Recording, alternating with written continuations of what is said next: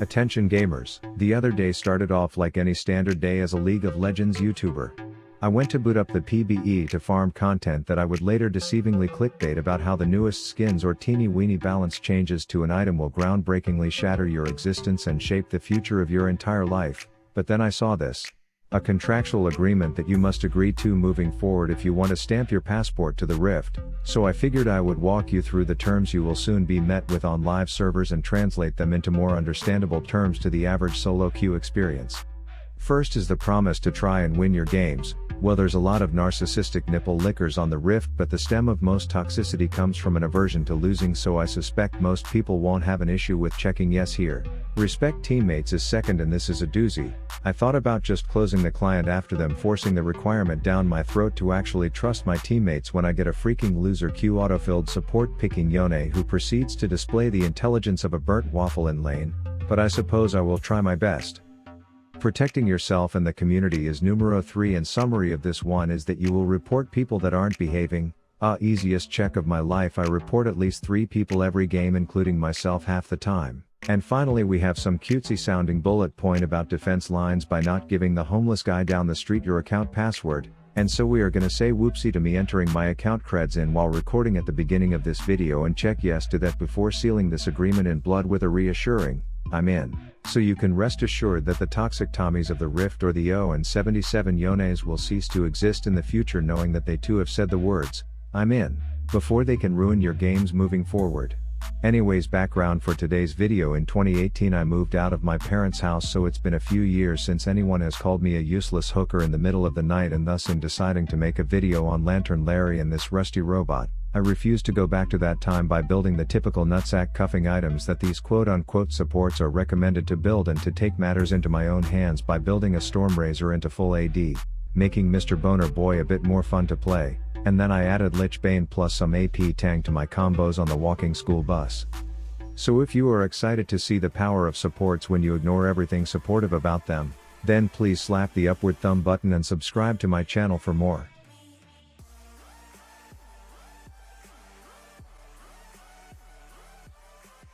Don't forget you only have a few more days to enter our free PC giveaway, where one lucky duck will win a dank setup or 2,500 bucks in cold hard cash, so check the link in the description to enter. Now it's important to remember that you can dress up and act like a crit hyper carry top laner, but that doesn't mean you are on the same level as these walking abominations of 200 years, so the way to play early game is to hug your tower like you're never going to see it again and wait for ganks like I did here, or else I can bet my left ass cheek you will be in my comments sections complaining that the enemy top laner practiced his taxidermy on your hanging tic tacs all game. This one starts with me against this fist fight fetish punk who just looks like the douchey fashion snob harassing people at expensive art expeditions, so I stay in my lane whiplash chain banging midgets until cavalry arrives. And that cavalry is a colorful caribou prancing in my lane as pretty boy joins the Cove Club, and I play it slow knowing that muscular men in white tights don't take kindly to being backed into corners as we get in a small slap fest, and I opt to not use a single ability during the entire encounter to show that I plan on using right clicks to smash as he burns his flash, and I say wait gimme some cash. I then take a quick pit stop at mid on the way back to work to make sure the toddler of terror doesn't grow tits too early in this game, and I arrive just in time to witness her drugging pixie shit, so I ready up a hook that just barely misses the same time zone as her before hitting a ground scratch lolly catch and tap dancing on my right click button to secure another kill. Back to top to continue pretending like I actually want to spend alone time with Mr. McFister, and I tell him I have a surprise guest coming but I can't say who, so I just call her Jane Doe, or a doe that I named Jane, and of course he is the type of player to whip his dick out in the face of a 2v1 and say bring it instead of intelligently fleeing to safety, so I light his assless chaps on fire and flash out as he tries to run, so I play a quick round of lasso the loser. A minute later and I am trying to find out how many times I have to kill this asshole before I can actually 1v1 him, and apparently that number is greater than 2, but to add to the equation the mountain shits out a raging reaper who immediately crawls up inside my anus, so I call his friend over asking him to watch what my tower does to wall hacking douche canoes, but he doesn't care to see it. Shucks, unlucky for him because Bambi is in the area, and if he would have paid attention he would have known not to aerial bang his way into tower range. Some lessons have to be learnt the hard way.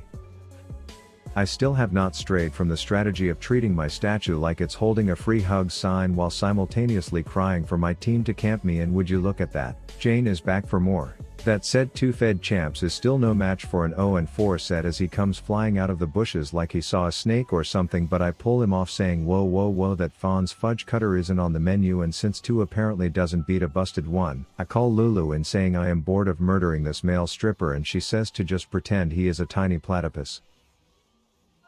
Then I decide to take a trip bot to sympathize with the shitters that are still level 7, and honestly I was expecting a warmer welcome from the dead dock worker, so I hit a quick flash chain lash combo before saying I will give his HP back when he starts greeting his guests better. I start the trek back to my hometown only to see that damn wheat farmer causing trouble again as high noon Donald Trump comes pistol popping in, and I make sure I am around when the pregnant wall delivers a dead douche so I can clean up the mess before heading up toward mid. I'm not sure how old Zoe is, but clearly she isn't old enough to read maps yet as she starts blindly running toward where all the red crossbones have been appearing. I run up and say surprise bitch before saying no thanks to the ambient she tries slipping up my asshole, and then I latch onto the lolly and proceed to deliver a chain banging. Then I grab my domesticated deer and head back top to see if this male stripper wants to hear Rift Alexa call me legendary, but apparently his 1 kill versus our collective 13 turns the situation into a 2v200 years, and we find ourselves on the losing side of that matchup 9 out of 9 times, and even though I thought about issuing a public complaint over this bullshit to Riot, I didn't think details related to me playing top crit Thresh or not using my ult would have helped my case. Now this is silver, so we are casually team fighting over a dragon that will be spawning in 4.5 minutes as I let Pike's hook go to voicemail before getting human centipede mashed, forcing me to put up my mist zone walls up while waiting for the bad guys to forget I exist so I can stage my rebrand. I enter back in no longer as the loser with the lasso, but as a heartless hooker who wants blood as I slap the shit out of Pike before giving baby Rapunzel my undivided attention. She heads home, and then I ask the male stripper what the hell he is still doing here, as clearly no one is interested in him spinning his meat in this part of town anymore. I am just minding my own business whistling while I work on my way to genocide some red robes when I get bombarded by that chode bumblebee who clearly had the douche tank filled to full, but they don't call me Lantern Larry for nothing as I shield soak the shitter dot before showing him that he may be the bee, but my right clicks are the real stingers. I get a memo that there is a ward orgy going on in a bush, so I decide to chill for a bit to film it for TikTok as that buzzing butt muncher comes humming in, so I play a quick game of surprise you a dead wasp before running back to the boys. The pixie shit gets some ambient shoved up her a-hole as that jump roping jailbait goes 2 hops this time, and I find myself playing frontline fragile Thresh, which needless to say results in me being bounced around like a water bong, and I opt to just dry hump my lantern in the middle of the gang war I just prompted. Pike's X doesn't quite mark the spot, so the boys murder him for poor performance, and then the wall shits out a dumbass / temporary penguin / permanent dead bitch. And this prompts their jungler to accuse the team with a Lulu mid and a freaking AD Thresh as being sweaty. But I bet it wasn't as sweaty as him taking 6 fists and 2 hooves up the asshole in Dragon Pit as I catch up to the team just in time for synchronized male stripper splash practice, which goes well despite some upright bald turtle trying to toss a javelin into the mix. Then it's just that skipping Girl Scout left trying to get away as a witness to the double homicide, so we put the coked up caribou on it, and my mid lane Lulu burns flash just so her little pixie shit can take all the credit.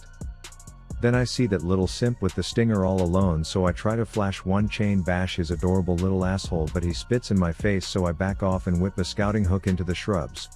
And there is no baiting the masturbator, so I leave him be opting to take a rain check, which never ended up happening because the quitters had a quorum and the game ended shortly after. So game 1 proving that all hookers don't just live to serve others as I queue up a second ready to give out some warm handshakes. I start this one off 0-1 due to too much arm swinging and not enough mini-map watching, but my carry is the big-brained gnome, so I hit that early game roam to catch that rainbow reindeer trying to escape a crime scene, so I call her over and sock bop her dumb face for the kill. Then me and Reaper Randy take a road trip back down bot together to slap this flamboyant goat a few times, and despite his map awareness being at a hard 2 out of 10, I gotta give the well-timed pussy pounce some props, almost enough to avoid getting knocked up and pissed on by 3 of us. We slay dragon, and so I decide that goat would be a great palate cleanser after that red meat, so I grab myself a handful of some, but I guess I was slightly premature on the pick because I then got tossed around like a diseased metal sex doll while somehow managing to get away by the skin of my chattering tin teeth. A minute later and Goat Dick comes dashing over to stick his head inside that big brain's asshole before going crying back to his wife, so I run over and say, whoa, where the hell do you think you are going, as the little meninges man gets feather fucked. This leaves me alone with two defensiveless little birds like a kid in a candy shop, but instead of being a kid I am a walking rusted school bus with no clue how to play this, so I go after the slut trying to attract her man, which works as we get in a very uneventful slap fest in the bush while I wait for Professor Akali to come flying in so he can douche dash his way around a few times in what he will probably classify in his next video's title as the dopest tower dive ever in the history of League of Legends. Mr. Thomas arrives back to work before his wife, so I extend a warm handshake and introduce him to Tiny Einstein's entire inventory of artillery. Then a bit later I decide to try my luck at killing two birds with one storm, only to get a painfully swollen set of blue balls, wishing I had some means of finishing them off. Like anything at all would have been all I needed to close it out there. Oh, forgot to mention Goat Dick came back a few seconds later, and so here's to delivering on some dumbass deja vu. We catch Edward Scissorhands taking a Keemstar sprint through our forest, so we call a quick intervention to inform him that X-drawing will not be tolerated, and then I decide to make like a nut and bolt while they all head to the after party. I get word that some fawn is knapsack whacking our team's designated male stripper, so I clock it into overdrive to arrive just in time to piss on her parade. Then Professor Akali is off managing to clickbait himself again, so I run in just to hit a timely flash ult before taking my embarrassment out on this Deadpool cosplayer and introducing earmuffs to our jungler. I try to theory craft a plan to shaking this bitch's hand without some red-robed knee nibbler getting in the way, as lamppost Lenny comes helicoptering his way into the scene. I run over to help but quickly come to my senses and opt to play a quick game of fuck up the fawn instead. At this point me and my jungler have developed a unique bond where I recognize the value he can bring to the job, but he is too shy to start, so I have to introduce him to our clients, so we meet up for a gig in River and I inform him that I will lead with an icebreaker to get everyone talking with a classic ult shocking, and then hopefully he can open up and the plan works well. The dumb deer pisses off first, which makes Randy comfortable enough to crawl up that goat's asshole before emerging with the great idea to murder him, and I oblige. One more team fight breaks out where I apparently attempt to hook a tower before getting agitated and static shitting all over a group of them. This prompts my team to realize that these repetitively dislocating hands flying out of my body pack a punch, when actually in reality the walking brain and his inventory of babbling office ladies are doing all the work, and I am just coming in with some timely bop M sockers to steal the credit, which ultimately lines us up to put this one in the history books as well. If you enjoyed this video or the dumb shit that came out of my computer generated mouth, please slap that like button and subscribe if you have not. I have a few ideas for upcoming videos around more Grasp tank ADCs, jungle content, and even some more variety, so let me know in the comments what you want to see next. Huge shout out to the sugar daddies and mommies on Patreon keeping the lights on. Pet your dog, jerk your ween, buy my merch and brush your teeth tonight. Rav out.